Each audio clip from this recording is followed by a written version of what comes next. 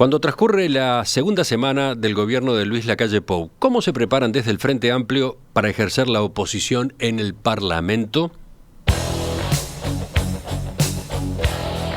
En la coalición de izquierdas, en los primeros días de esta administración, se han visto algunos posicionamientos diferentes, se han visto matices. ¿Qué pasa concretamente en el Partido Comunista? ¿Cuál es la actitud de la 1001? Arriba de la mesa están la ley de urgente consideración, nuevos operativos policiales, marco diferente con ajustes en las relaciones laborales, aumento de tarifas, contención, reducción del gasto público. Bueno, en la entrevista central recibimos a Óscar Andrade, dirigente histórico del Zunca, que fue precandidato a la presidencia de la República dentro del Frente Amplio el año pasado y ahora debuta como senador. Andrade, buen día, gracias por acompañarnos. Buen día, un gusto estar por acá, saludo a la audiencia. Para empezar vamos a ubicarlo a usted y a su partido en el Parlamento, que se instaló el mes pasado. Hace 5 años usted debutó en el Poder Legislativo como diputado. Sí. Pero estuvo poco, solo 2 años en la banca, renunció para volver a la dirección del sindicato, del Zunca. Ahora asume por primera vez como senador. ¿Va a permanecer ahí, en ese escaño, todo el periodo? A ver, es muy difícil decir nunca y siempre, ¿no? Pero parece ser lo más probable porque los elementos que me llevaron a tomar la decisión de la renuncia a la banca en diputado, en el sentido de diferencias importantes con la política salarial del año 2016, y además de dar señales a la interna de la izquierda de que no solamente se construye desde la institucionalidad y que había que privilegiar las herramientas sociales, que no había que descuidar, porque si no íbamos a retroceder en la batalla cultural, la presencia en las universidades, en los sindicatos, en las cooperativas, en las organizaciones que luchan contra las desigualdades de género. La señal de la renuncia a la banca en ese momento intentó fortalecer una posición, de decir, no descuidemos esto. Ahora, después terminó derivando incluso en su precandidatura. La candidatura a la presidencia, la interna del Frente Amplio, fue justamente de movimientos sociales, nace de muchos militantes de derechos humanos, de la cultura, del teatro, del mundo cooperativo.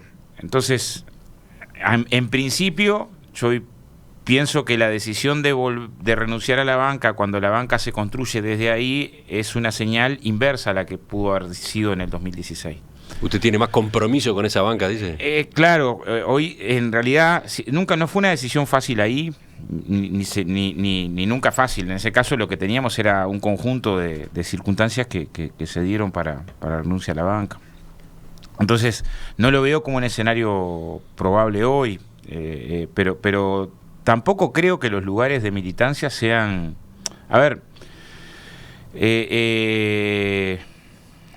hoy es más difícil, entre otras cosas, porque hubo casi 170.000 uruguayos que votaron para esta banca. Ahí, la cuenta que sacábamos en ese momento, el proceso político no lo había encabezado yo, lo había encabezado Marcos, habíamos trabajado en torno a la candidatura de Marcos al Senado. Marcos Carambules. Seguro.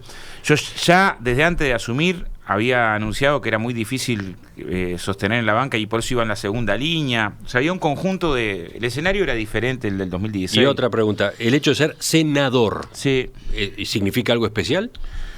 Bueno, a ver, yo este es el primer mes en el Senado, todavía no completé el primer mes, pero pienso que tiene valor la acción parlamentaria si la acción parlamentaria se vincula a las luchas que la sociedad da contra las desigualdades.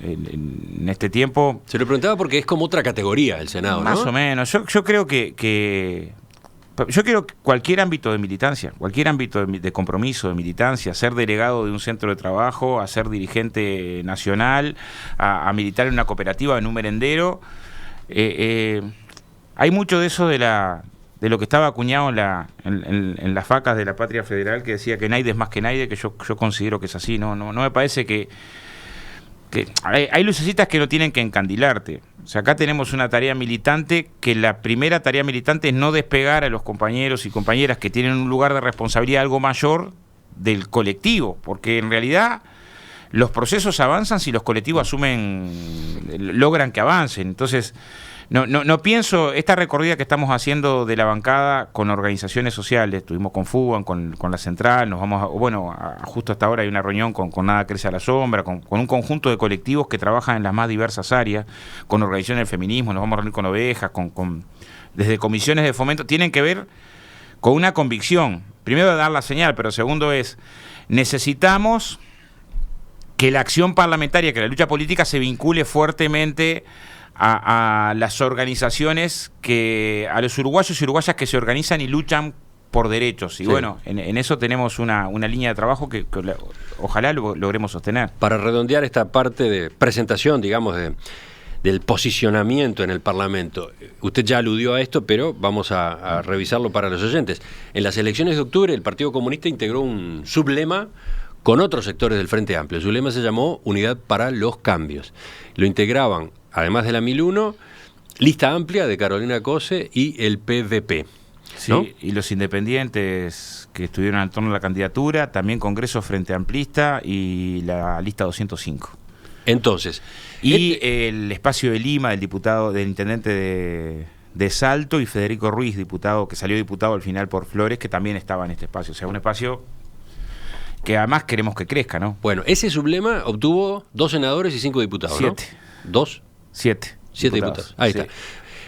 ¿Todos ellos van a trabajar en bloque o pueden sostener posiciones diferentes? No, en principio es la idea. Es más, la idea es también ampliar ese espacio político. Nosotros hoy estamos trabajando en Montevideo con un espacio de coordinación con Casagrande y el Partido Socialista en torno a la candidatura de Carolina, que también intentamos que ese espacio no sea solamente un encuentro electoral para la candidatura de Carolina, sino, es más, nos parece, y en las discusiones previas estuvieron, que hay elementos en los que tenemos mucha coincidencia, la agenda de derechos, la necesidad de vincularnos a las organizaciones sociales, o creo que hay puntos en contacto. Claro, está muy embrionario y falta consolidarlo, ahí sí, ese espacio, mismo como el espacio del sublema de Unidad para los Cambios, pero en principio es tratar de trabajar en el sentido y cuidar el primer espacio de alianza, que es todo el Frente Amplio, ¿no? O sea, pero volviendo, por ejemplo, a la gestión parlamentaria. Sí. Carolina Cose ahora está metida en la campaña por la Intendencia de Montevideo, pero si vamos a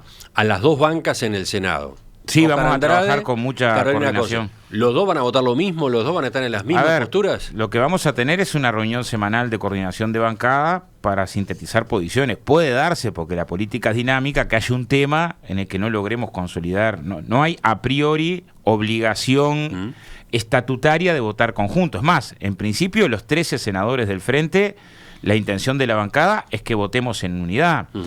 Y ahora, lo que ha pasado en los periodos es que a veces hay algún tema en particular donde es imposible sintetizar posiciones, pero la intención es que cuidemos la unidad en todos los terrenos, y sobre todo la unidad para ayudar a que el Frente Amplio cumpla este papel complejo. O sea, hay consenso en el Frente que tenemos que ser oposición responsable, o sea, que no hay que salir a lo loco. Claro, después depende de qué te encontrás como gobierno. Ya hablaremos de eso. Y de los ritmos del gobierno, porque si te pasan por arriba en 10-12 días, es muy difícil encontrar caminos de diálogo y negociación cuando se va a marcha camión. Pero en principio sí, la unidad, repito, es de todo el Frente Amplio, de la bancada de los 42 justamente diputados y de los 13 senadores. Si vamos a los senadores, son 13, ¿no? Son 13. Decíamos, Unidad para los Cambios tiene 2. Hay un sublema más pesado, que es el del MPP, ¿no? Sí, en realidad tiene 5 el MP, creo que 4 el espacio de Vergara, son 2 de la vertiente y 2 de Vergara, y después tiene 1 el Partido Socialista y 1 Asamblea Uruguay. Ahí está. Entonces, en ese contexto, ¿qué representan ustedes? Que además son 2, no son el sublema. Bueno, nosotros no vamos a privilegiar las diferencias internas, al contrario. Pero con esos antecedentes que usted venía definiendo y recordando recién de cómo se gestó su precandidatura, etcétera. Pero lo que vamos a intentar nosotros creemos que la herramienta es el Frente Amplio y que podemos sintonizar estas posiciones con el Frente Amplio, que hay espacio de síntesis con el conjunto del Frente Amplio, y vamos a hacer ese esfuerzo, ¿no?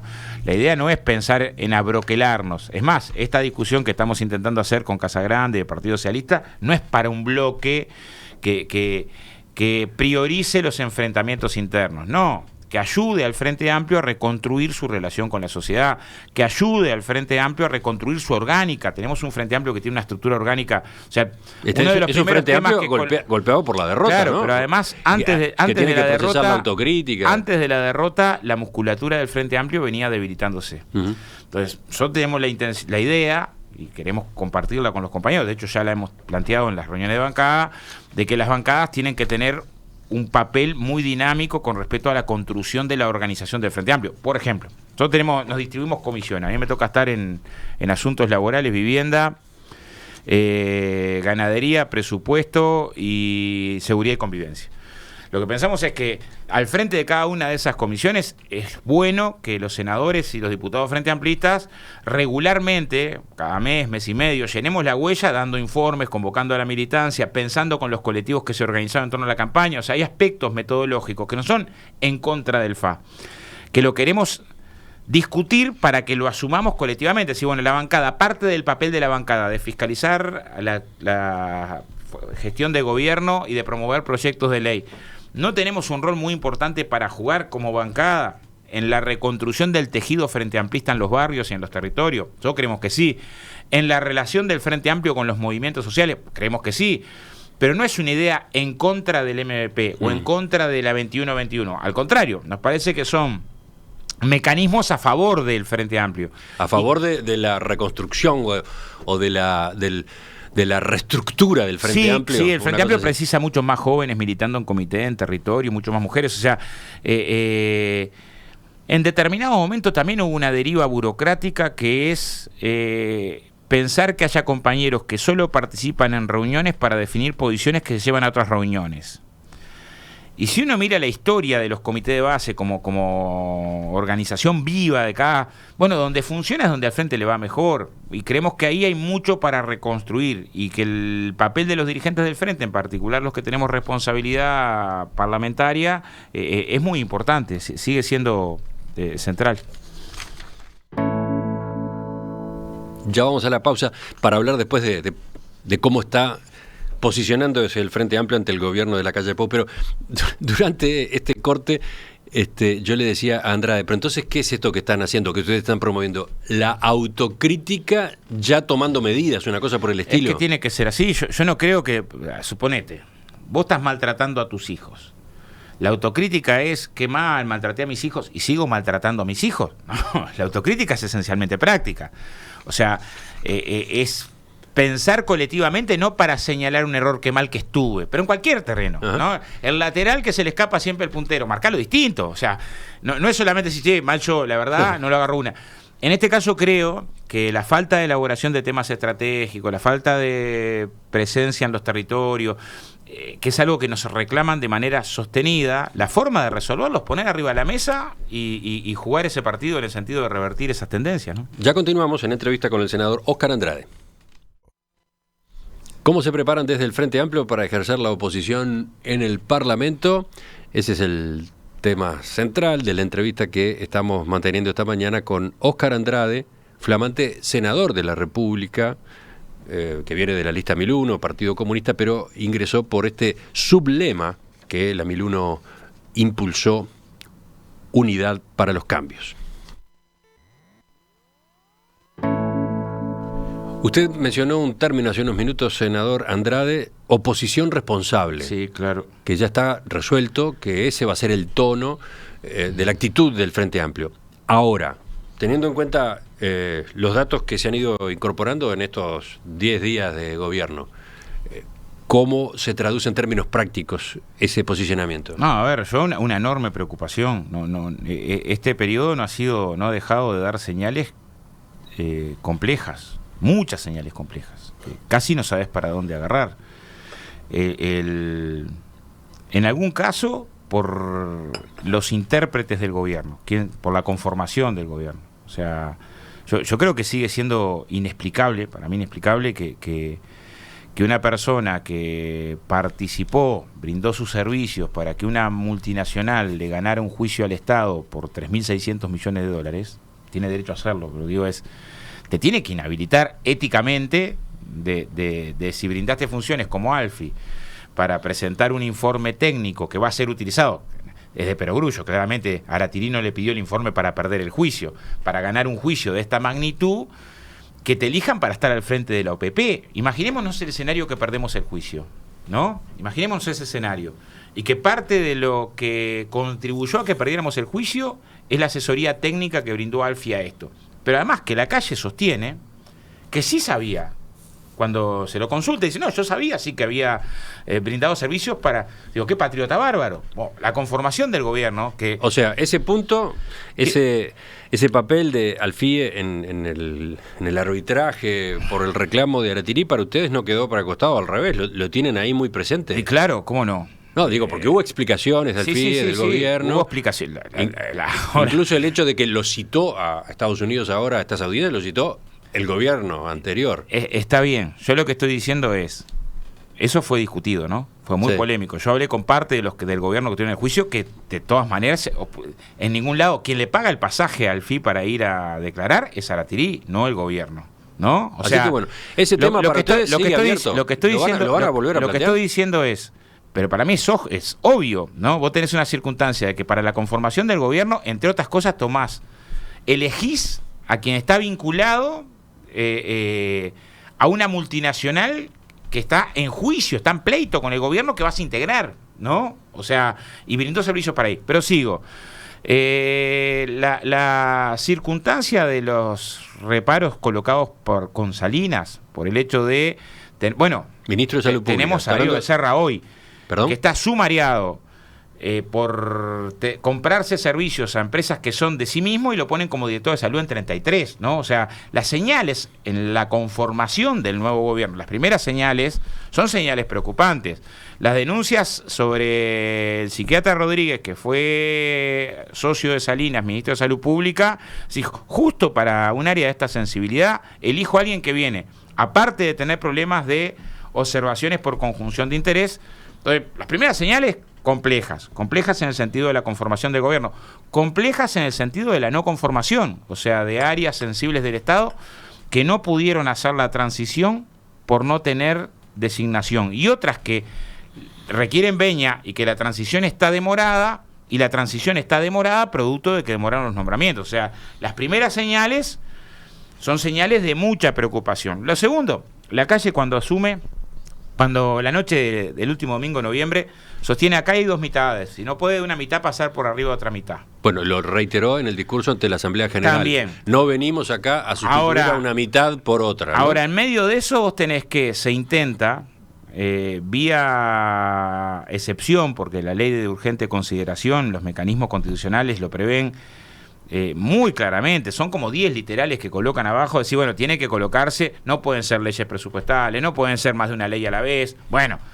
claramente se le hace una pirueta a la norma, porque se coloca una docena de leyes, por lo menos, en cerca de 500 artículos para resolver de manera sumaria, o sea, para resolver a marcha camión, donde va desde una reforma educativa, el papel de las empresas públicas, cuestiones que tienen que ver con la seguridad, que además lo que han generado es el rechazo unánime de todo el mundo. Bueno, o sea, no de todo el mundo. Bueno, casi. Yo te invito a que converses con la Asociación de Padres Adoptantes. Ponen el grito en el cielo por cómo se vulnera el derecho de los niños más desprotegidos. La institución de derecho penal, unánimemente, un sector que nadie se lo puede vincular, la Asociación de Defensores de Oficio, la Asociación de Magistrados, sostiene que va a colapsar el sistema. O sea, amplísimos sectores de los más diversos ámbitos, bueno, ni hablar de FUBAN, del PCNT, pero digo, de amplísimos ámbitos que están anunciando los riesgos. Bueno, del sistema educativo yo no he encontrado señales del sistema educativo favorables, instituciones u organismos del sistema educativo. Hasta DU21 planteó, por favor, sáquenme de la ley de urgente consideración de este mecanismo los temas que tienen que ver con la educación. Usted está enumerando reacciones que hubo ante el borrador. Ante el borrador. Ahora se prepara para el lunes que viene, sí, en realidad el envío al Parlamento del texto. Iba a ser el 2, después iba a ser el 9, ahora el 16. Ahora lo que el 16. Demuestra lo siguiente, demuestra... Y ya se sabe que va a haber grandes, ¿no?, cambios con respecto a aquel borrador. Sí, hay que ver después qué queda, pero lo que puedo opinar hoy es del borrador, ¿no? Y en el borrador vos tenés un capítulo 1 en materia de seguridad que está pensado claramente en términos de recorte de libertades y genera riesgos enormes, ¿no? Enormes en el sentido de que yo qué sé, te quedes sin nafta en la ruta una noche, ¿viste? Y vayas a golpear a una estancia para ver si te socorren, y el dueño de la estancia te confunda con que sos un malhechor y te dé un balazo pensando que tiene presunción de legítima defensa por su propia subjetividad de que piensa que está en riesgo. O sea, riesgos que hay que saber mirarlos antes, porque si tuvimos el tiempo que tuvimos para tratar el nuevo Código de Proceso Penal, a los efectos de que estábamos hablando de la libertad de las personas, y hoy todos los operadores nos están diciendo, con estas medidas colapsa, o sea, ¿en qué mejora la seguridad que demore más tiempo en comunicar a un fiscal? ¿Cuál es el efecto sobre la seguridad? Porque que la violencia en la sociedad es un problema. Ahora, es muy contradictorio la conjunción de elementos que trae la LUC, porque mientras se dice que la seguridad es un problema, uno de los componentes principales que habría que atacar sobre la seguridad, que es el lavado de activos, indirectamente se favorece cuando se alivianan los controles. Pues yo no encontré un especialista en lavado de activos que no me diga esto. Uno solo, ahí es unánime. Uno solo que no diga eliminar controles de la inclusión financiera sobre determinadas transacciones, ¿no? Favorece, yo creo que esa no es la intención, pero objetivamente favorece uno de los costados de las cuestiones criminales que más nos tendrían que preocupar, porque para el narcotráfico necesita dar lavado, y el narcotráfico es un factor principal en los problemas de seguridad. Entonces, ¿cómo se entiende esto de manera conjunta? Bueno, yo creo que hay un conjunto de señales, algunas que están en la LUC y otras que no. ¿Qué dice cuando el ministro de Trabajo sostiene que va a favorecer los descuelgues? ¿No? Esto para la negociación colectiva es veneno, porque hoy existen los descuelgues. Lo que existen con algunas garantías. O sea, si vos sos empresario y no podés pagar, tenés que demostrarme que no podés pagar, porque si no, se favorece una política discrecional con respecto a los salarios. Entonces, ¿está pensado desde qué lugar? De la negociación colectiva no salió de ningún ámbito tripartito. ¿La pone o no la pone en riesgo? Yo tengo el derecho a sospechar, no conozco la política salarial, pero sí parece claro que vamos a un proceso inflacionario más complicado. La devaluación del dólar y las medidas tomadas ahora con las tarifas, que capítulo aparte, ¿no? Ahora hablamos de las tarifas. Lo de las tarifas es escandaloso, porque el compromiso del gobierno no era no subir las tarifas. Y tengo varios, era bajar las tarifas. La Calle dijo públicamente, hace 3 ejercicios que la UTE viene pidiendo que se bajen las tarifas y acá se aumentan. ¿Cómo no va a haber margen? Para bajar las tarifas, no para no subirlas, bueno, para bajar las tarifas. Esta discusión ya la hemos visto estos días, ¿no? El gobierno electo, sí. El gobierno electo en el mes de diciembre se quejó de que el gobierno saliente no ajustara en enero. Lo que es increíble, ¿no? Y entonces ahora entiende que se ve obligado a aumentar por aquella razón. De vuelta, ¿no? Estuvo todo el 2019 diciendo que se podían bajar. Entonces, ¿cómo si estuviste diciendo que se podían bajar te vas a quejar de que no aumenten? Si vos tenías la varita mágica de Harry Potter para poder bajar las tarifas. Y lo estuviste diciendo durante 10 años. Y cualquier aumento, yo todavía no sé... Bueno, recién quedé perplejo de que no sabemos todavía si este es el único aumento del año, ¿no? Porque cuando se dice, no, se hubiera aumentado en febrero, los porcentajes, que el aumento que viene va a ser en marzo, para medir el porcentaje anualizado, o es que vamos de vuelta a los aumentos en enero. Cuando haya aumentos en enero, ¿se va a tomar la inflación de marzo a diciembre o la inflación de todo el año para comparar? Bueno, hay preguntas que quedaron un poco inconclusas. Lo que sí, hay una promesa que quedó por el camino. Expresamente... Palabras textuales, la Calle dijo, hace 3 ejercicios que la UTE está pidiendo para bajar, esto fue el año pasado, está pidiendo para bajar las tarifas y no se bajan, al contrario se suben. ¿Cómo no va a haber posibilidades de bajar las tarifas? Bueno, es imposible resistir ese archivo. Pero además sostuvo durante toda la campaña de que no iba a aumentar los impuestos. Yo creo que el único que dijo que no mataba de manos en aumentar impuestos, sobre todo los impuestos a la renta y al patrimonio en la campaña electoral, es quien les habla. Que no iba a aumentar impuestos. Y a la semana aumentás impuestos. ¿Usted lee como un aumento de impuestos estos cambios en los beneficios para la compra con tarjetas? Si yo de IVA voy a recaudar más de lo que recaudaba y la gente va a pagar más de IVA de lo que pagaba, se aumenta ese impuesto. O sea, podés ponerle otro nombre, pero casa ratones, dice miau, tiene bigote, un gato. O sea, es evidente que lo que estás generando desde el punto de vista práctico es que aumentás los impuestos, porque aumentás la recaudación, la gente va a pagar más de IVA. ¿Paga más de IVA o paga menos de IVA comprando lo mismo? Comprando lo mismo pagás más de IVA. ¿Quién lo paga? En particular los asalariados, ¿no? Que son los que más, sobre todo los salarios más bajos, que son los que más usan su salario en consumirlo todo, ¿no? Entonces le aumentan los impuestos a los sectores más jorobados. Bueno.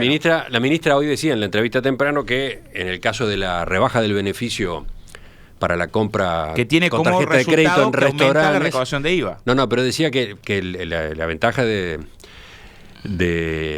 bonificación para la compra con tarjeta de crédito en restaurantes, que ahora se reduce, seguramente no perjudica a los sectores de menores ingresos. En restaurantes no es Más esa o parte menos. de la población la Y que yo compra. creo que indirectamente puede pasar que algún restaurante cierre y quede gente sin trabajo y tenga efectos recesivos. No quedará sin trabajo la ministra, pero evidentemente cuando se estimula determinada práctica, ¿no?, el resultado potencial que tiene es ese, ¿no? Después habrá que preguntarle al cocinero que echen del restaurante qué piensa de la opinión de la ministra, si lo afecta o no lo afecta. Ahora, la rebaja del débito seguro afecta al que cobra 15.000 pesos con su tarjeta, ¿no? Y que comprando en el supermercado tenía determinado, en la feria, porque hoy los hacen en la feria, la tarjeta, en cualquier lugar hay un porcentaje ahora que se duplica lo que va a tener que pagar del descuento. De 4 bajó a 2. Pero además, si lo ibas a hacer, ¿por qué no lo anunciaste?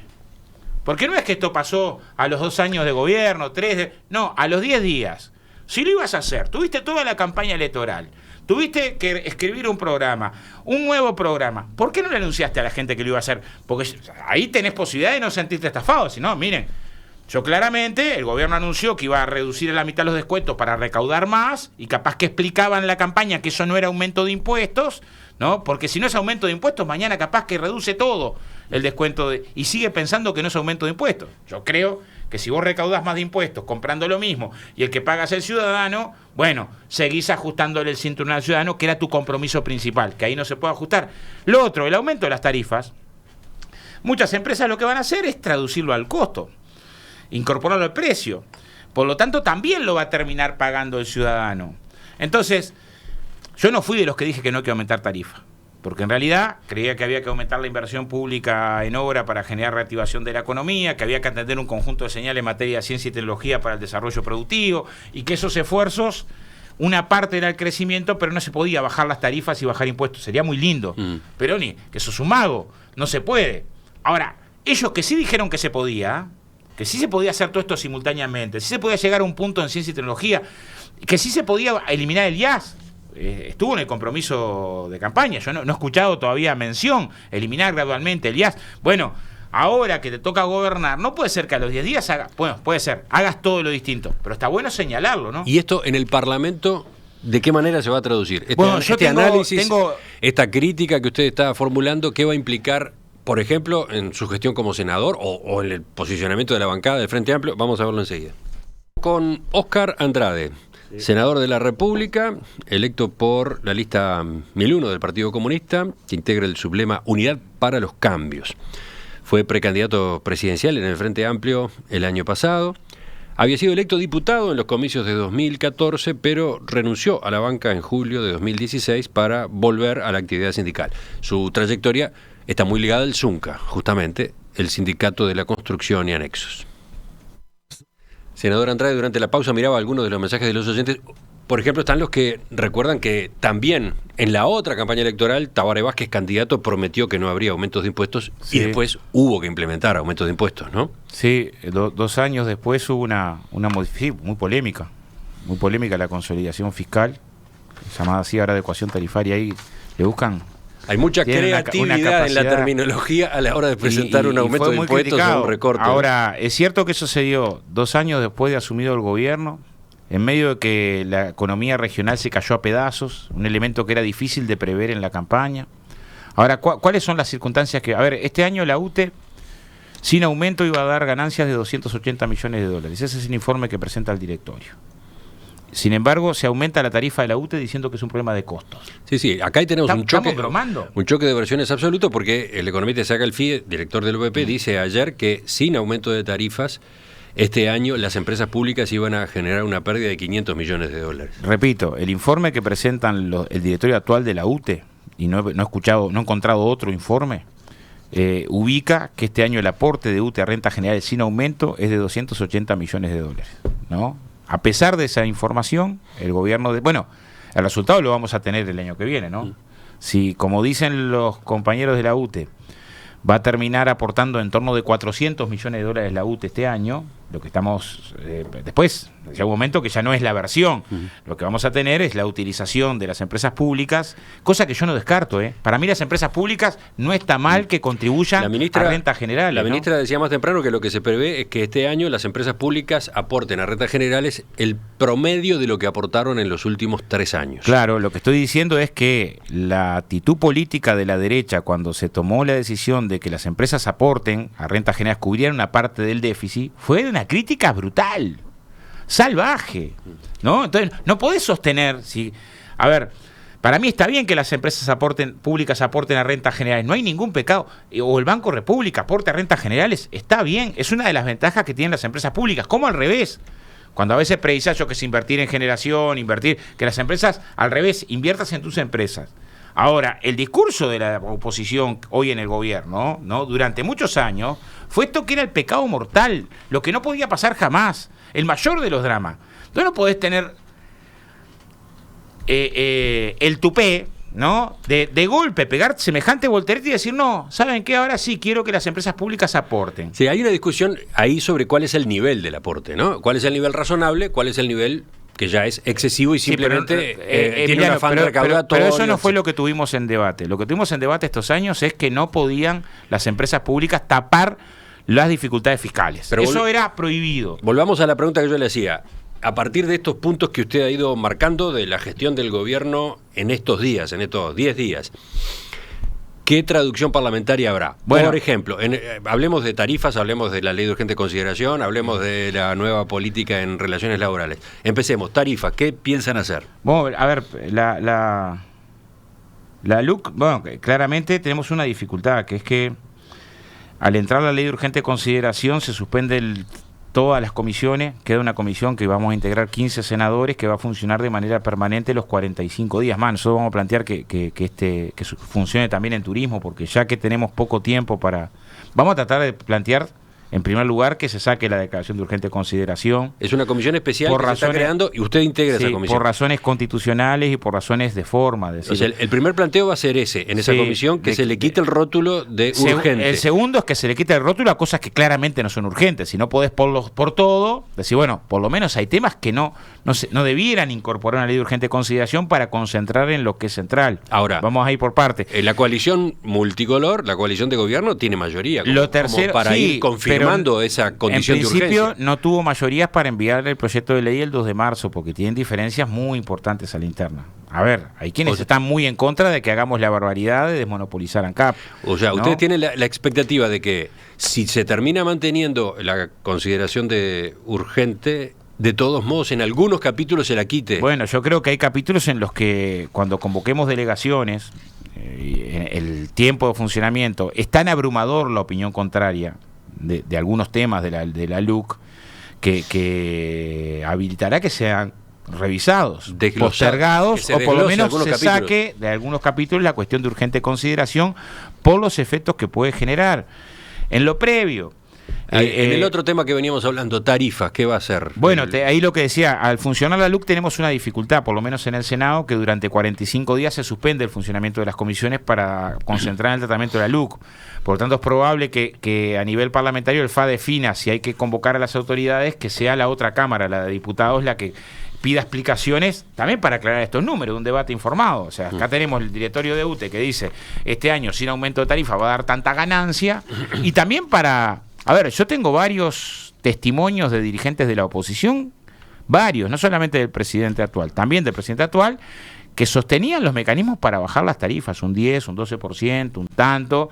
Bueno, está bueno que se explique, porque en definitiva contribuye al debate democrático. Si es estos 15 años que critiqué el aumento de tarifas, lo critiqué mal, lo critiqué de forma oportunista, porque no queda otra manera que, bueno, por lo menos que quede claridad en la opinión pública de eso. ¿Qué más? ¿Qué otro tema llevará la oposición, el Frente Amplio, al Parlamento en los próximos días? Por ejemplo, estos nuevos operativos policiales que ha estado impulsando el Ministerio del Interior de Jorge Larrañaga. Sí, han dado pie a denuncias, a críticas del propio Partido Comunista. Entonces, no, lo que tenemos ahí es que en todo el año 2019 hubo 15 denuncias ante la Institución de Derechos Humanos de abuso policial, y en la primera semana de gobierno son más de 20. Eso en principio te llama mucho la atención. Es decir, bueno, no parece razonable que crezca por más de 50 el ritmo de denuncias de abuso policial. Te tiene que llamar la atención. Y por lo tanto, ubicar una discusión acerca de... Yo quiero una policía que sea muy bien considerada en la opinión pública, muy bien considerada en la sociedad, que no esté estigmatizada por la cuestión de los desbordes. Pero bueno, me parece que la primera señal es también sobre esto dar claridad. Ahora, ese paquete de denuncias no se resquebraja en su credibilidad con lo que ocurrió con este caso concreto, el del funcionario municipal que presentó en su momento una denuncia pública muy seria.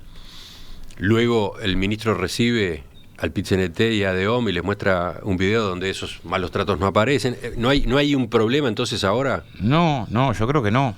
La verdad creo que no. Vos tenés que tratar, si no sería como que a partir de esa circunstancia que la tiene que determinar la Fiscalía, a partir de esa circunstancia entonces se habilita que nunca más hay maltrato policial, ¿no? Así como cuando se confirma maltrato policial, no puede ser o abuso, al otro día que todo sea abuso policial, ¿me explico? De la misma forma sería irracional pensarlo al revés. Lo que sí tenemos que ver es cuáles son los mecanismos. Yo creo que el camino que se está eligiendo en seguridad es un camino que va al fracaso. De todos modos, sea, es el camino que se anunció, ¿no? Yo lo que estoy diciendo es, sí, es el camino en algunos casos que la ciudadanía rechazó, porque esto de duplicar las penas a los menores y mantener antecedentes, en realidad cuando fue considerado avanzar en el sentido de tratar a los menores como mayores, la ciudadanía lo rechazó. Y a pesar de que lo rechazó, ahora se avanza en esa dirección. Yo no escuché en la campaña que se sostuviera, pero de todas formas tiene un resultado. ¿Alguien piensa que vamos a estar más seguros porque algunos delitos no tengan la posibilidad de, por trabajo o estudio, reducir la pena? ¿Que eso nos va a dar más seguridad? Ahí está hablando de disposiciones que estaban en el borrador de ley de urgente consideración. Yo le preguntaba, claro, lo que estoy diciendo le preguntaba por los operativos policiales de estos días, por la nueva actitud de la policía. No, a ver, veremos los resultados. Yo no voy a opinar al grito. Lo que estoy diciendo es, hay cosas que llaman a la preocupación. La multiplicación por más de 50 de las denuncias ante el Instituto de Derechos Humanos llama a la preocupación. Lo otro es, tenemos un borrador de texto que va en una dirección que yo creo que es equivocada, pero que también tenemos que asumir que aún en los periodos de gobierno del Frente Amplio muchas veces la respuesta fue aumentar las penas. Había un debate dentro del Frente Amplio sobre cómo encarar la seguridad pública. Y el problema es que las respuestas, bueno, en algunos casos de lo que está en la LUC, violenta convenciones internacionales de los derechos del niño, o sea, por eso merece una discusión más serena que la que se pueden dar de 400, 500 artículos en 40 días corridos, ¿no? Ni siquiera hábiles, corridos, 45 días es lo que tiene el Senado para tratar esto. Senador Óscar Andrade, le agradezco que nos haya acompañado esta mañana. Volvemos a conversar en cualquier momento. Bueno, muchas gracias a ustedes por la invitación. Un saludo a la audiencia.